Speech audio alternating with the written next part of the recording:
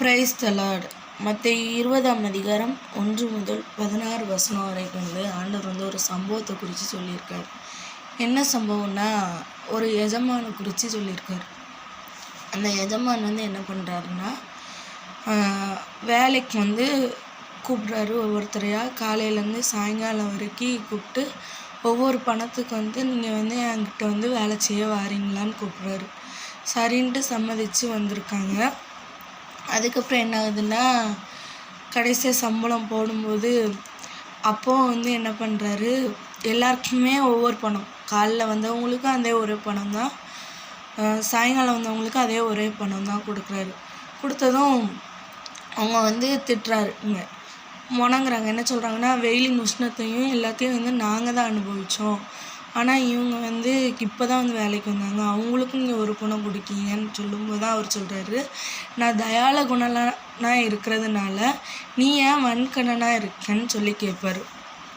இதே போல் தான் ஆண்டவர் என்ன சொல்கிறாருன்னா, நீங்கள் முதல்ல ரசிக்கப்பட்டு இருந்தாலும் கடைசி எண்டிங்கில் ரசிக்கப்பட்டாலும் எல்லாருக்கும் ஒரே பரலோகம் தான், அதே பரலோக ராஜ்யம்தான்.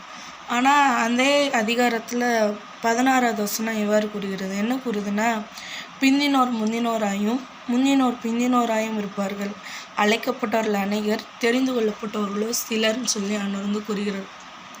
எதுக்காக சொல்கிறேன்னா, ஸ்டார்டிங்லேயே நான் ரசிக்கப்பட்டுட்டேன், அப்போ உங்களுக்கு வேறு பரலோகமா? இல்லை, ஒரே பரலோகம்தான். நான் இப்போ தான் கொஞ்சம் நாளில் தான் நான் ரசிக்கப்பட்டேன்னாலும் உங்களுக்கும் அதே பரலோகம் தான் ஆண்டவர் தருவார். ஏன்னா அவர் எப்படிப்பட்ட தேவன்னா, பட்சபாதம் இல்லாத தேவன். அழகாக ஒரு வசனத்தின் மூலமாக அழகாக விளக்கியிருக்கார் பார்த்தீங்களா. நான் உனக்கு அநியாயம் சொல்ல, நீ என்கிட்ட நீ ஒரு பணத்துக்கு சம்மதிக்கலையான்னு கேட்கும்போது சரின்ட்டு இல்லாமல், நான் என் இஷ்டம் தான், இவனுக்கு கொடுக்குறதும் என் இஷ்டம் தான், கொடுக்காமல் இருக்கிறதும் என் இஷ்டம்தான் சொல்லி ஆண்டவர் பேசுகிறார். அப்போது அழகாக அந்த சேலரியை வச்சு தான் பேசுகிறார், ஒவ்வொருத்தருக்குரிய சம்பளத்தை குறித்து. அப்போது நாம் ரசிக்கப்பட்டோன்னா அதற்குரிய சம்பளம் பரலோகம், ஒரே பரலோகம் தான்.